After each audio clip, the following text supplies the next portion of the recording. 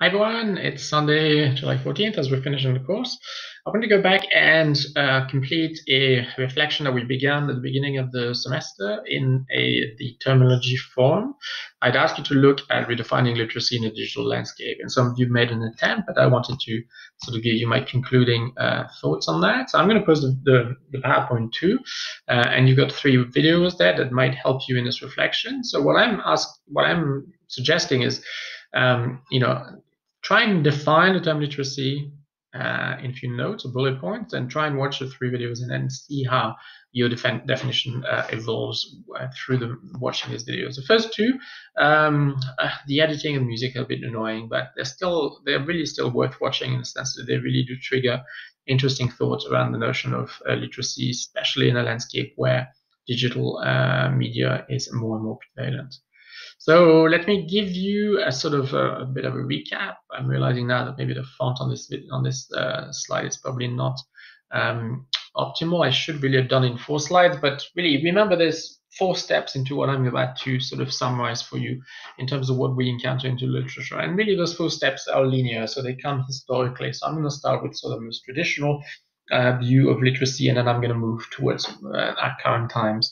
So traditionally, obviously, if we go back to the original redefinitions of literacy, it has been traditionally looked at as the ability to read and write.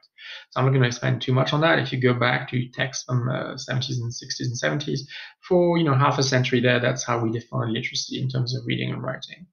But then literature shifted, and we came to a more sort of refined and sophisticated definition of literacy as the ability to navigate our environment.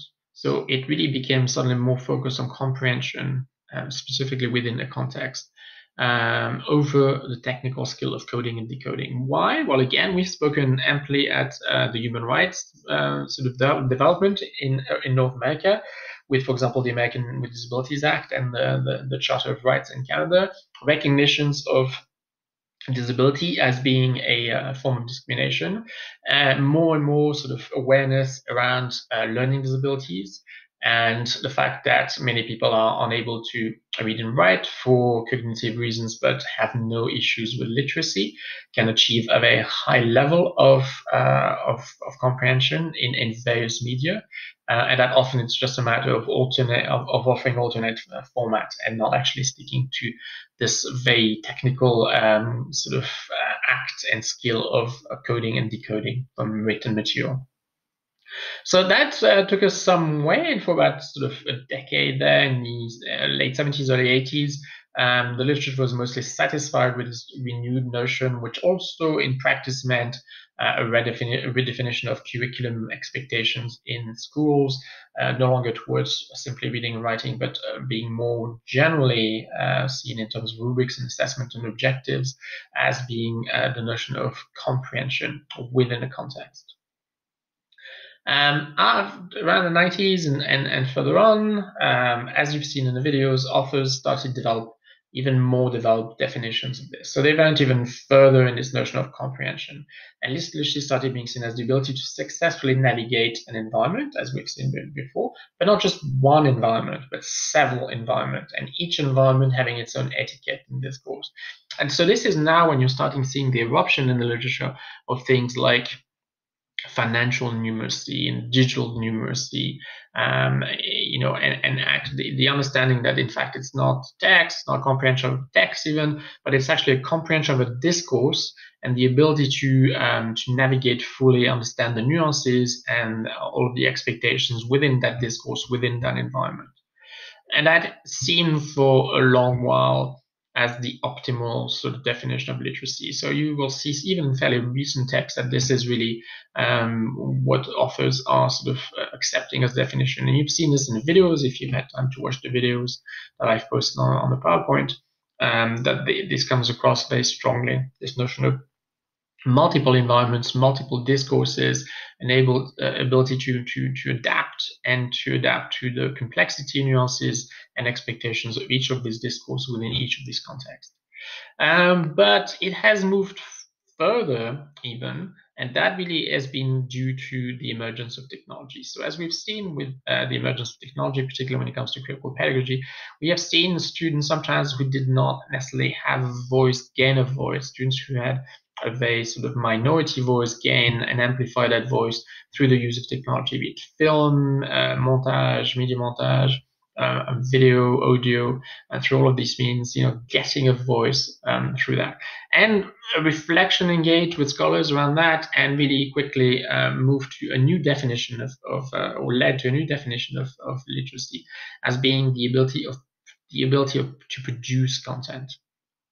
And that's the really big switch. And this is why I really wanted you to engage with this reflection on literacy within a digital environment, digital landscape, in the sense that now, since really the year 2000, we've come to understand literacy not just in terms of navigating passively, being able to respond and understand multiple discourse and multiple contexts that have their own nuance and etiquette, but also being able to actually produce message within each of these contexts.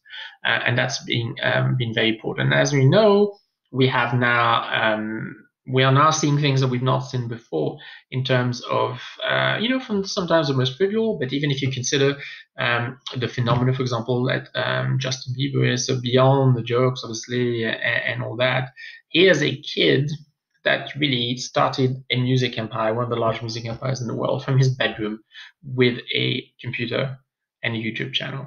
And it's not the only or the last time we have seen this happen. So be it the production of literature, the production of music content, the production of video, it has empowered anyone really in a very democratic way to become a producer of content. Now, obviously, some content is good, some content is bad, and that's where the notion of literacy, in terms of refining that expertise and offering those tools that are necessary for that to be a success. But definitely, there's been a switch there from consumer to producer. And so it's been a significant change in the definition of literacy. But we can go even further than that. And again, when you look at some of the work that's done around critical pedagogy, some of the work we've seen done with indigenous youth, for example, it could be with LGBTQ youth or with minorities in terms of culture and linguistic and language. Literacy eventually now is being seen, especially within a critical pedagogy sort of lens, as the creation of identity. The moment you're creating content, you're also having a voice, and therefore behind that voice there's an identity. And so that's probably the most refined, the most sophisticated sort of definition of literacy within a digital landscape that we're coming across now, through that progression, saying it's not just producing, not just understanding, not just reacting to, not being able to understand the nuances, but also being able to produce, and through the production of message, gaining a voice. And that is probably the most sophisticated and advanced notion of literacy you're going to come across. So I hope this was helpful. I wanted to plug this little article as well. It's not really an article, it's just, you'll see it's a summary, if you're interested in looking at it, of a seminar get-together of scholars that look at the changing nature of literacy. It's fairly high level, but it's very short. And I think you will be able to see that some really, really sort of groundbreaking themes that are included in this. And then done in a very synthetic way. It's very concise. It really gives you just the summary of the conversations that obviously happen around tables amongst the scholars. But I think you'll find it very interesting. I've just reproduced the headings, and I'll let you explore that if you're keen. And then there's a couple of resources I've listed as well. So I think this will probably be the last video that I post on Moodle Shell. I'll be starting the marking of the assignments very quickly. I know there's a few people late. So what I'll do is I will probably start with 1C and assignment 3 tomorrow. And then on Tuesday, I will hope to start putting the in-marking sort of indicator on the assignment 4 and start marking those as well. And then I'll release the marks. Obviously, once everyone is in and I can actually release the mark in one go, I'll be able to do that. So do get in touch with me if there's any further delay. I'm hoping that by Tuesday everyone can have everything submitted, because I don't have that many days to do the marking and publish and offer you your marks and also report them on Aggresso. But do just engage with me on an individual basis if there are things that are not going right there. Thanks very much for listening, and I'll post that now and hope you have a chance to catch up with it. Okay, thanks, bye.